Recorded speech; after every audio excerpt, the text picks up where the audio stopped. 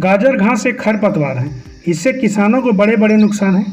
आपको बता दें कि यह गाजर घास 40% तक उत्पादन कम कर देती है, जिससे किसानों को बहुत घाटा हो जाता है।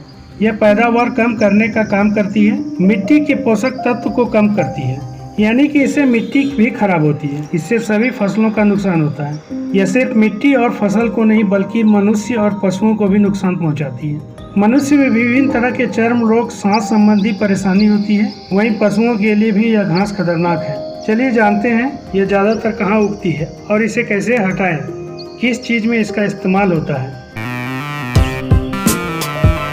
गाजर घास बहुत तेजी से बढ़ने वाली खरपतवार है। इस समय बरसात का मौसम चल रहा है और ज्यादातर अभी गाजर घास का प्रकोप देखने को मिलता है। बताया जाता है कि जहां पर खाली जगह रहती है, बंजर जमीन रहती है या सड़क के किनारे, नहर के किनारों के अलावा औद्योगिक क्षेत्र में ज्यादा यह घास देखने को मिलती है, लेकिन खेतों के आसपास भी आप इसे देख सकते हैं। घर के आगे पीछे यह नजर आ जाती है।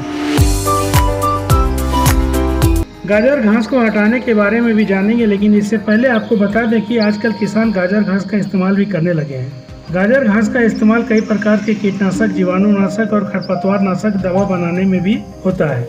इतना ही नहीं, इसकी लुगदी से कई तरह के कागज बनाए जाते हैं। साथ ही साथ बायोगैस उत्पादन में भी इसको गोबर के साथ मिला देते हैं। किसान भी गोबर के साथ इसका इस्तेमाल करते हैं। गाजर घास को खत्म करने के लिए यहाँ पर हम एक दवाई भी जानने वाले हैं, लेकिन इससे पहले आपको बता दें कि इस दवा का इस्तेमाल आपको वहीं पर करना है जहाँ पर अन्य फसल ना हो, क्योंकि इससे जैसे गाजर घास को नुकसान होगा उसी तरह अन्य फसलों को भी नुकसान हो सकता है। इसलिए खाली पड़ी जगह, नाली, नहर आदि के किनारे इस दवाई का इस्तेमाल गाजर घास पर करें। दरअसल हम बात कर रहे हैं एस्ट्राजिन यानी कि मेट्रोब्यूजिन और ग्लाइफोसेट।